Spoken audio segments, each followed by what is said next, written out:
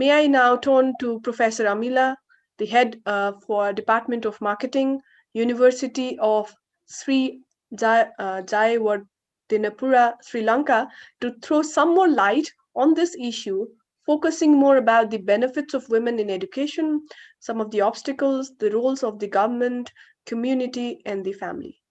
Hi, it's a pleasure for me to speak few words representing Sri Lanka as the lady professor from one of the leading national universities.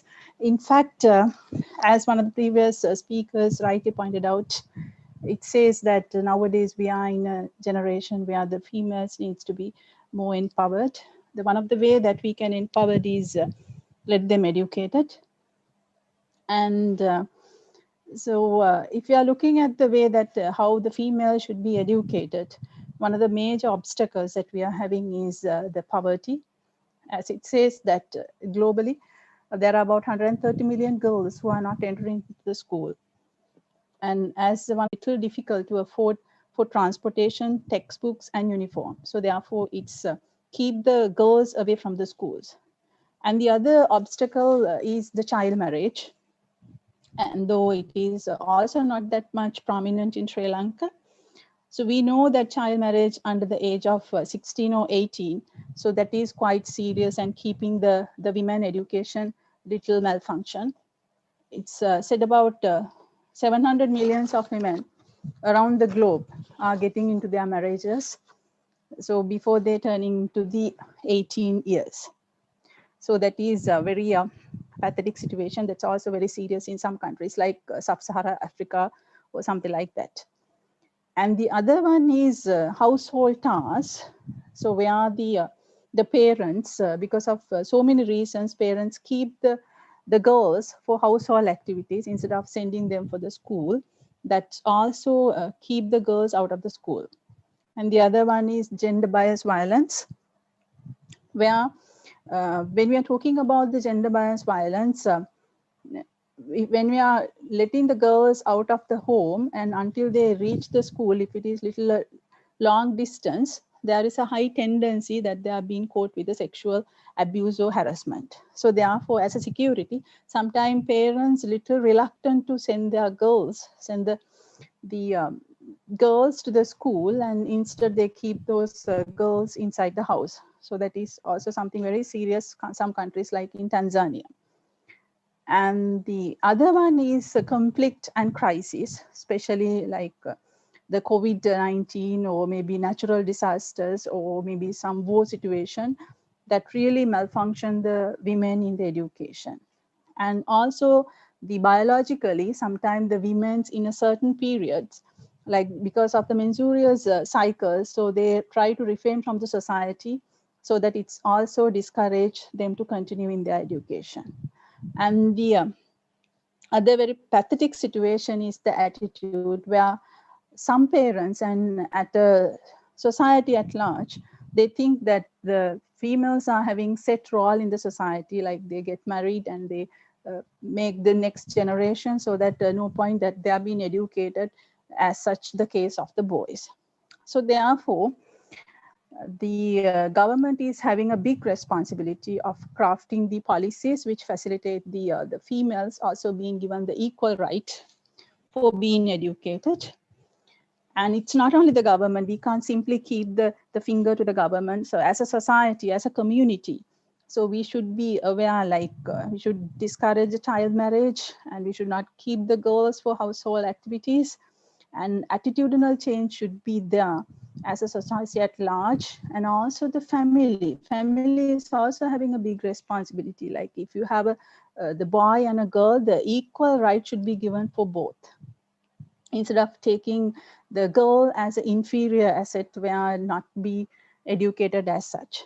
But however, the being Sri Lanka, so which our situation is relatively more favorable in compared to the other South Asian countries. Of course, being a colony period, we had the same inequality problem for females to get involved to the education because in the colony period, Sri Lankan, the families just let their boys to be educated because it was not under free education. But in 1945, So the country reformed its education sector and introduced the free education for all the students for primary, secondary, university education, regardless of the gender.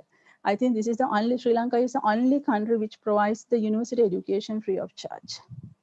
So even from the constitution itself, it provides the equal right for both male and female. So therefore, this reduces the gender gap in education enrollment. So if you are looking at the today's figures, it says that to get today's enrollment rates in Sri Lanka, primary schools are about the same as boys and girls. And in secondary schools, there are even slightly more girls than the boys. So that means like the Sri Lankan situation is quite different from the other South Asian countries' situation. So sometimes boys stop their education after the secondary school, but the girls, they tend to continue until they enter into the university education, because even the university education is the free of charge. And also, I'm happy to say Sri Lanka as a South Asian country has already achieved that UN Millennium Development Goal for gender equality for all the levels of the education. So it's a great achievement as a small island. And I think it can be used by the other South Asian countries and even some developing countries as a model. Also, it's evident, like we had the world's first female prime minister elected in 1960. So it represents the Sri Lanka is relatively having the equal right for female as a society, but it's reflecting in the education system as well. So in general, if I'm sharing the figures in the Sri Lankan perspective, our adult literacy rate is 92%, which is more or less equal among the both gender. And also we roughly having 10,000 schools, over 4 million students. Also, we have a lot of only girls schools where only the girls are being admitted to those schools.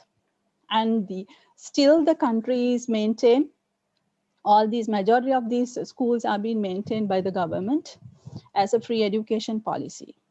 And one of the other important thing which I would like to tell you, like by the government, it's been given free books, free uniforms, and free meals for all the students under the age of 14.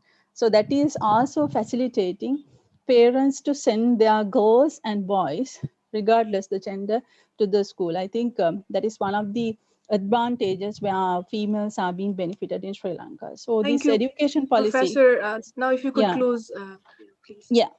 So this education policy is immensely helped the women engagement, keeping Sri Lanka little high in the flag. However, in the future, there are certain things that we as a country should address. One thing is, even though the female education is relatively equal, and sometimes in some cases it's even outstanding from that of the males, when it's come to the contribution to the labor force, for certain private sector, they're a little reluctant to recruit the females for certain jobs. So therefore, as a country, we have to look at how that gap should be mitigated. And also there are certain gaps in between the urban and rural, the education in terms of the facility, but of course it doesn't limit the females education in government. So therefore, the government policy, the current policy should be continued. And also in the future, they have to see like how these female skills and the knowledge can be customized in a way that it's suitable for diverse jobs. Thank you.